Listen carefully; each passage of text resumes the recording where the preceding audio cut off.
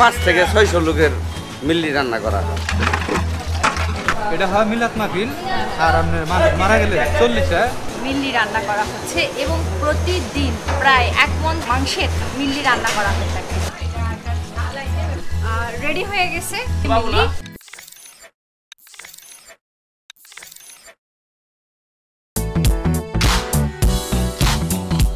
আমি এখন এই মুহূর্তে আছি জামালপুরে মেলান্দো বাজারে। এখানে একটা হোটেল আছে এবং এই এলাকার একটা ঐতিহ্য আছে। 40-এর দিনে একটা খাবারের আয়োজন করা হয়, যেটাকে অনেকেই বলে থাকেন মিল্লি। এই খাবারটার ঐতিহ্য ধরে রাখার জন্য তারা হোটেলেও এই খাবারটা তৈরি করে থাকেন এবং সার্ভ করে থাকেন। তো আজকে বাউন্ডারি এক্সপ্রেসের গাড়ি চলে আসছে জামালপুরে মেলান্দো বাজারে নিরিবিলি হোটেলে সেই খাবারের স্বাদ নিতে।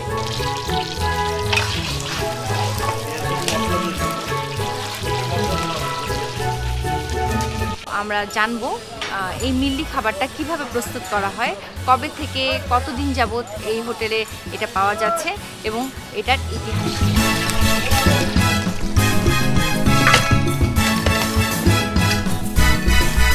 আপনাদের এলাকায় কবে থেকে বা কোন কোন অনুষ্ঠানে এটা ব্যবহার করা হয়? মিল্লি রান্না হয়তো আপনার যে মানুষ যে মারা যায় 40টা বলে 40টা করে সেটা আমরা ব্যবহার করি।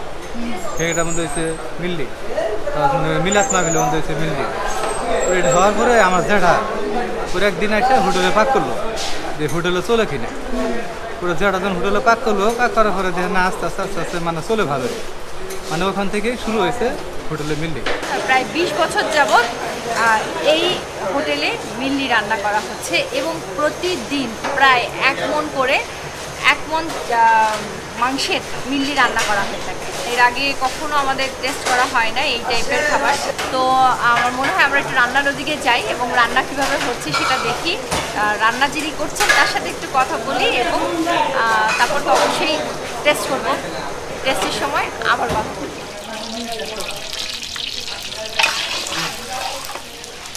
পাঁচফোড়ন দিয়ে সম্বাদিত আছে, পাঁচফোড়ন, শুটমরিচ, তারপরে লং, এলাচ, ডালচিনি, রসুন দিয়ে একটু করে রসুন দিতে আছে,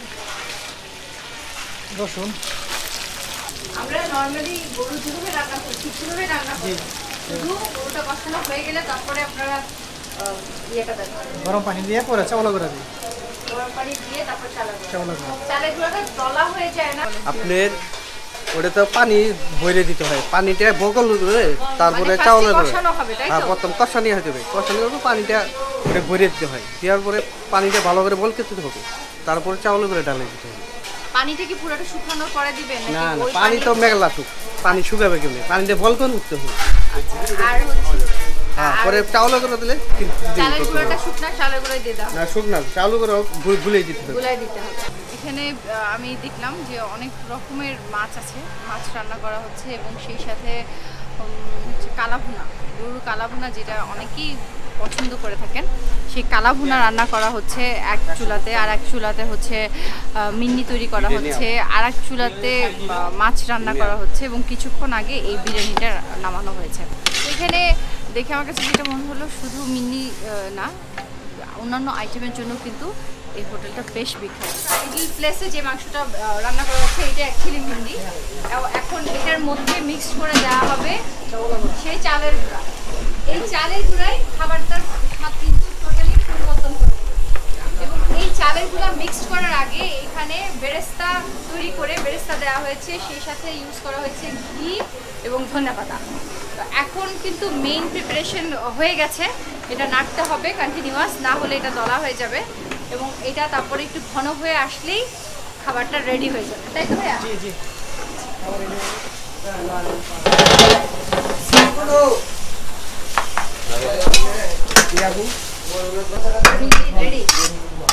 দেখতে খুবই ইয়ামি লাগতেছে এবং কাছে যেতে এত সুন্দর একটা অ্যারোমা আসতেছে, খুব সুন্দর একটা স্মেল আসতেছে।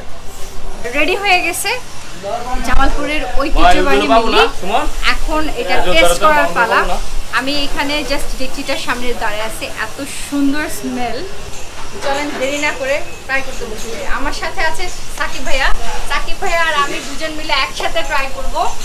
এবং এখন তো মানে মিললি হয়ে গেল, যেটার অপেক্ষায় আমরা ছিলাম। যেটা অপেক্ষায় আমরা ছিলাম। সো আমরা দুজন একসাথে খেয়ে বলবো কেমন লাগলো। আসলে এত ঐতিহ্যবাহী একটা জিনিস টেস্ট করবো, এটা চিন্তা করে আমার খুব মজা লাগবে। এটাই হচ্ছে জামালপুরের ঐতিহ্যবাহী মিললি, যেটা নাম শুনে আমরা আসলাম। এখন হচ্ছে খেতে বসছি, তখন তো রান্না করাও দেখলাম। আর মানে আমি যেটা শুনলাম যে এটা হচ্ছে সাধারণত ওনারা হচ্ছে ভাতের সাথে খায়, হ্যাঁ। আমরা খাচ্ছি পরোটার সাথে। পুরো আলাদা একটা ইয়ে, মানে এমনি তো ধরেন গরুর গোশতে সাধারণত ঝোল থাকে। এবং আমার কাছে যেটা এক ফার্স্ট দেখাতে মনে হচ্ছিল যে এটা হালিম কিনা, রাইট, অনেকটা একটু হালিমের মতো, কিন্তু আপনি যখন দেখবেন যে এটা কিন্তু আসলে হালিমের মতো না। হালিমের ভিতরে কিন্তু ডাল থাকে, ডালের দানাগুলো দেখা যায়, কিন্তু এখানে এইরকম কিছু নাই। আর আরো একটা বিষয় আপনি দেখেন, ওই যে এখানে যে ঘি দিয়েছিল, এই ঘিটাও কিন্তু দেখা যাচ্ছে। ঘিটা জাস্ট ওনারা নামানোর ঠিক 5 মিনিট আগে দিয়েছে, এই কারণে স্মেলটাও যেমন আসছে তেমন সুন্দরভাবে ভিজুয়ালাইজ হচ্ছে। দেখে কিন্তু মনে হতে পারে যে এত কম, আসলে কিন্তু এত কম না, মাংসের পরিমাণ কম, বাট এখানে ঝোল অংশ হিসেবে যেটা দিয়েছে এটাকেই মেইনলি কিন্তু মিল্লি বলতেছে। এবং ভালো মতো তাকালে দেখা যাবে এর ভিতরে যে জিরা, লাস্টে ওনারা জিরাটা একটুখানি ভেজে গুঁড়া করে ছিটিয়ে দিয়েছে, এই জিনিসটা দেখা যাচ্ছে। 5 ফোড়ন যে দিয়েছে, 5 ফোড়ন দিয়ে যে মিক্সচারটা তারা গরুর সাথে মিক্স করেছে, ওই ফ্লেভারটাও কিন্তু এখানে পাওয়া যাচ্ছে এবং খুব সুন্দর একটা অ্যারোমা আসতেছে। তো চলেন দেরি না করে আমি আর সাকিব ভাই খাওয়া শুরু করে দিই এবং আমাদের ক্যামেরাম্যানরা একটু ওয়েট করে।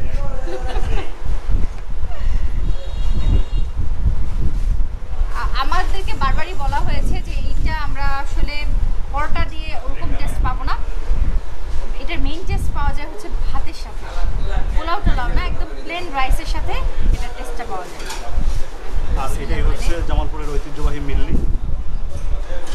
যেটার নাম আমি আজকে জীবনের প্রথম শুনলাম এবং প্রথম টেস্ট করছি আমরা।